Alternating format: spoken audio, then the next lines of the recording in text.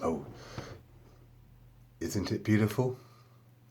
My most prized possession, a chess set purchased in Hong Kong in 1991.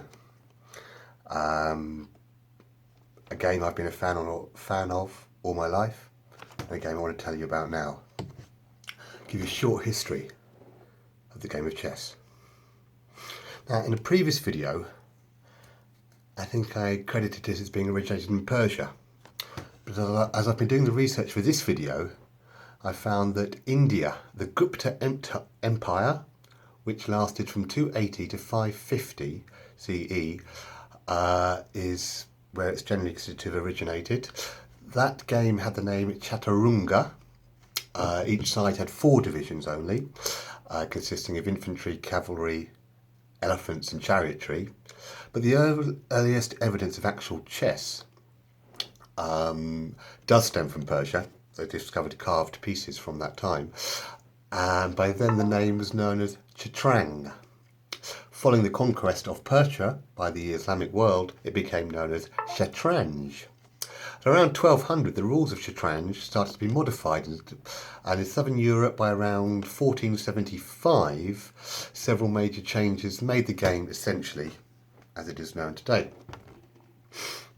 The Queen replaced the Vizier as the most powerful piece, hence modern chess was referred to as Queen's chess or Mad Queen's chess. And by the 19th century, the convention that white moves first was established, and finally the rules around castling, swapping the king and the rook, were standardised. As the 19th century progressed, chess organisation developed quickly. There were many chess clubs, chess books, chess journals that appeared.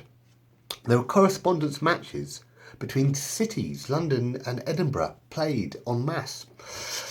Chess problems became a regular part of 19th century newspapers. The first modern chess tournament was organised by Howard Staunton.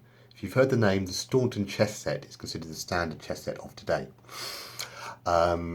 He held that in 1851. It was won by a German, Adolf Anderssen, who was hailed as the leading chess master.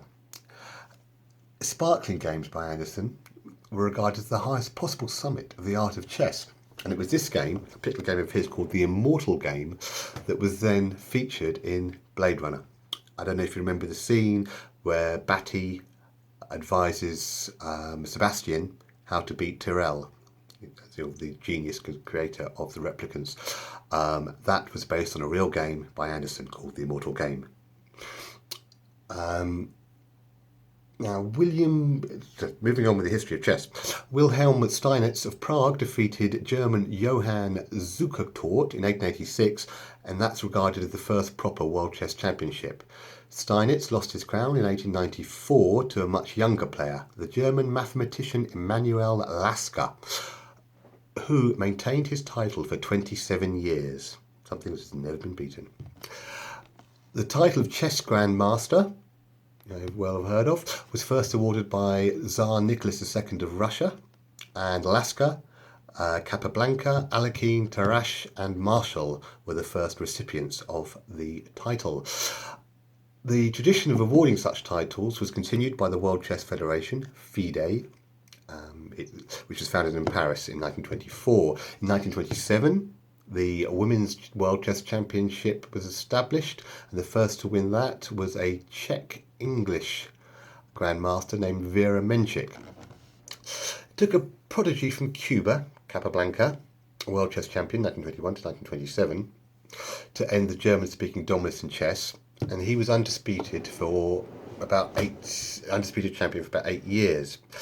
Until 1924. His successor was Russian-French man Alexander Alekhine, a strong attacking player who held the title on and off.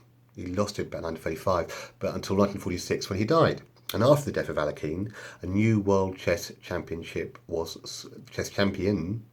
sought. FIDE ran a tournament of elite players. The winner of the 1948 tournament was Russian Mikhail Botvinnik, and this started an era of Soviet domination of the chess world. Until the end of the Soviet Union, there was only one non-Soviet world champion, You might know the name, Bobby Fischer. He held it from 72 to 75. However, in 1975, he refused to defend his title against Soviet Anatoly Karpov when FIDE did not meet his demands. So Karpov obtained the title by default. Karpov defended his title twice against Viktor Korchnoi and dominated the 1970s and early 1980s with a string of tournament successes. Karpov's reign finally ended in 1985 at the hands of Garry Kasparov, another Soviet player from Baku, Azerbaijan. Kasparov and Karpov contended 5 world matches between 1984 and 1990, but Karpov never won his title back. In 1993, Garry Kasparov and Nigel Short broke with FIDE to organise their own match for the title and formed a competing organisation called the Professional Chess Association, PCA. And from then until 2006, there were 2 simultaneous World Championships. However, in 2006, there was a reunion competition in which Kramnik beat the FIDE World Chess Championship Veselin Topalov, reuniting the titles. Kramnik became the undisputed world chess champion. We're getting very modern now, because in September 2007 he lost the title to Viswanathan Anand of India, who won the championship in Mexico City. He defended his title in a revenge match for 2008, won again in 2010, in 2012. But in 2013, Magnus Carlsen beat Anand, and he still holds the World Chess Championship to that day. Please check out this magnificent Norwegian man online. He is the first ever World Chess Champion to have a modelling contract. And that is the history of this beautiful game that has been played and perfected over 1,000 years. A game that teaches tactics, methodical thinking, and the art of war. A game that provides the perfect and accurate analogy to those fools who still believe in racial inequality. Look at it. Black and white are perfectly equal. It's just as in chess, as in life, white has had the benefit of going first. And this is a game that is perfectly suited to the information age. Internet chess is the natural continuation from correspondence chess. You post a move online, they post a move online. But don't just take my word for it about how great this game is. Let me list for you a few famous fans of the game. Woody Allen, Isaac Asimov, Lauren Bacall, Ludwig van Beethoven, Humphrey Bogart, David Bowie, Marlon Brando, Charles Chaplin, Winston Churchill, Aleister Crowley. He wrote a chess articles in the Eastbourne Gazette, as I recall. One of his most major achievements. Charles Dickens, Sir Arthur Conan Doyle, Bob Dylan, Albert Einstein, and his son Hans, a notable thinker. Peter Falk, Bill Gates, Che Guevara, Stephen Hawking, Woody Harrelson, Stanley Kubrick, Willie Nelson, George Peppard, Arnold Schwarzenegger plays chess.